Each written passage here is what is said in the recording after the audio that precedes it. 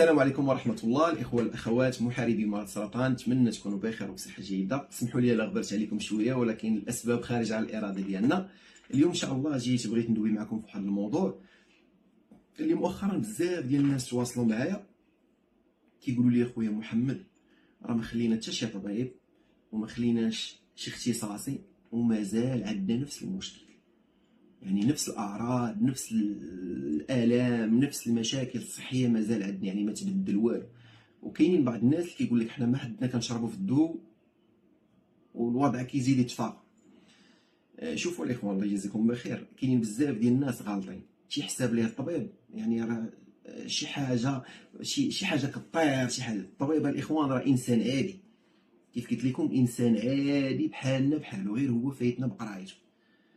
هذيك القرايه اللي قرا ودوك الدراسات العلميه اللي داروا كيطبقوهم عليك، حيت الاعراض ديالك كيحتموا عليه انهم كل واحد والاعراض ديالو اللي كتطبق عليه واحد واحد البروتوكول. مثلا انا جيت كظهرني الالام هنا، غيعطيني واحد الدواء ديال الالام، وقبل من هادشي خصو يعطيني التحاليل والسكان باش يعرف المشكل فين كاين. كاينين بعض الاطباء كيجيك من الاخر تيقول لك شوف مرضك دواك راه ما عنديش، يعني ملي كتضرب مع سنين وانت غادي يجي عنده كيقول لك راه دواك ما عنديش، كيجيك فاص. وكاين الاغلبيه ديالهم ما كيقولش لك، ما يمكنش يقطع المصدر الرزق ديالو، كتبقى تمشي وتجي عنده تمشي وتجي عنده، كيبقى عطاك مسكنات صافي وكتبقى متعايش مع داك المرض. كنعرف ناس اللي سنين وهما مرض نفس المشكل ونفس الطبيب وباقي عندهم نفس المشكل. هنا الاخوان غنقول لكم راجعوا العلاقه ديالكم مع الله، حيت المشكل كيكون في جوج حوايج اولا ثلاثه. المشكل الاول كيكون في العلاقه مع الله، اولا العلاقه بيني وبين نفسي، يعني التفكير ديالي هو اللي خارج عليا. نخليونا في العلاقه مع الله سبحانه وتعالى. كاين بزاف ديال الناس كنعرفهم انا يعني ما كيدعيو الله سبحانه وتعالى، ما تيتفكروا الله، ما كيدير الذكر ديالو في الوقت، ما كيدير الاذكار، ما كيدير حتى شي حاجه. وكيفاش بغيتي الله سبحانه وتعالى يمن عليك بالشفاء ويخرجك من ديك الازمه وانت ما كدعيش ليه؟ وكيف كتعرفوا الله سبحانه وتعالى عزيز كيبغي يسمع من العبد ديالو غير اللهم لك الحمد والشكر. كاين اللي ما كيقولهاش هذه الكلمه، يعني ما فاهمش ديك النعمه اللي هو فيها دابا، حتى كيفوت الفوت فهمتوني اش بغيت نقول لكم؟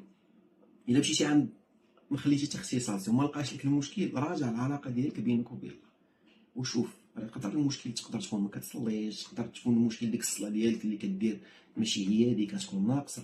ونتمنوا من الله حنا كاملين كما تنقولوا الله يوفقنا للصلاه ونكونوا نديروها كيف الله سبحانه وتعالى.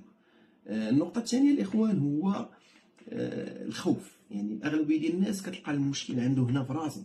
مثلا سمع واحد السيد عنده واحد الاعراض ديال السرطان، كيمشي دوك الاعراض اللي عنده راه هو اللي عندي حتى انا، صافي كيشد الفكره في راسه راه انا عندي مرض السرطان، اللي كيخليه يمرض نفسانيا ويمرض بالتفكير. كاين اللي عنده مثلا الخوف، الخوف اي حاجه سمعها كيخاف منها. وهذا الشيء هاد الحالات تلاقيت معاهم بزاف، يعني كيتواصلوا معايا كيبغيوني نفيدهم، كتلقى متشبت بواحد الفكره. يعني ملي كتهضر معاه كتقول لي شوف صيفط لي التحاليل السكانير، كتستشر مع اطباء في الحاليه كيقول لك السيد ما عنده والو. راه كاينين الناس بزاف يعني ما خلاش شي طبيب وما خلاش شي تحاليل وما خلاش شي فحوصات ما داروا، وكيقول لي الطبيب راه ما عندك والو. اذا هذاك شنو عنده مشكل هنا، يعني هو مدير مشكل. لهذا حاولوا تصالحوا مع ريوسكم. كاين بزاف ديال الناس ملي كتقول لي شوف راه ما عندك والو، عيش حياتك عاديه، تقبل راسك، تقبل. ولو يكون نشوفوا الاخوان نقول لكم واحد الكلمه قسما بالله الا بالتجربه، شي نهار كتقبل المرض كيف ما بغى يكون نوعه، يكون المرحله الاخرى في السرطان، وتقبلو وتقول حمدتك يا ربي وشكرتك وتبدا تتعامل مع المرض عادي وتعيش حياتك عاديه وتعيش نهارك بنهارك، قسما بالله تتشافى. وتكون في المرحله الاولى وانت في المشاكل وفي الصداعات وما متقبلش المرض، قسما بالله ما تشافى. حيت انا هادشي كنقول لكم الاخوان راه ماشي جبتو من راسي، راني عايش تجارب مع ناس وعايش التجربه ديالي الحيه كنبارطاجيها معكم وبغيت الناس يستافدوا. لهذا حاولوا تقبلوا المرض. الا عندك العلاقه ديالك مع الله ماشي هي ديك، رجع العلاقه ديالك مع الله. كاينين بعض الناس اللي كنعرفهم من عليهم الله بالشفاء وتشافاو ورجعوا الاخطاء اللي كانوا كيديروا قبل المرض. وهذه راه اي اخطر حاجه، يعني الله سبحانه وتعالى رحيم ورحمك وبعد منك المرض، ولكن باش ترجع لك الاشياء اللي كانت قبل هذا راه خطا. لهذا الاخوان خلونا في موضوعنا. الناس اللي عندهم هذه النقطه هذه بغيت نانسيست على الناس اللي كيخافوا من الله. حاولوا تصلحوا علاقتكم مع الله. ما تقولش لي لا انا راه كنصلي وعندي يقين في الله ومتقبل وانت خايف، حيت اللي عنده اليقين في الله سبحانه وتعالى وتيق في الله سبحانه وتعالى راه ما كيعرفش شنو هو الخوف. اللي جات من عند ربي مرحبا بها. لهذا الاخوان الله يجازيكم بخير، عقلوا معاه. الا مشيتوا عند اي طبيب واي اختصاصي وما لقاش المشكل، ما عندكش المشكل، يعني ما كيقول لك راه ما عندكش دواك، ما عنديش، راجع علاقتك مع الله سبحانه وتعالى. الا كانت العلاقه ديالك زوينه حيد الخوف، يعني حاول تبدل التفكير ديالك. علاش كنقول لكم هكا الاخوان؟ راه مؤخرا تواصلوا معايا بزاف ديال الناس عندهم مشكل ديال القولون العصبي اللي ندير لهم مشاكل صحيه، يعني ندير لهم واحد الوسواس اللي اش نقول لكم، يعني جميع ما كيدور لك في راسك فيهم. الناس ضعفوا، الناس تمشك، الناس مخلو باعوا اللي وراهم واللي قدامهم ما لقاوش المشكل، ما خلاوش شي اختصاصي ما شافوش.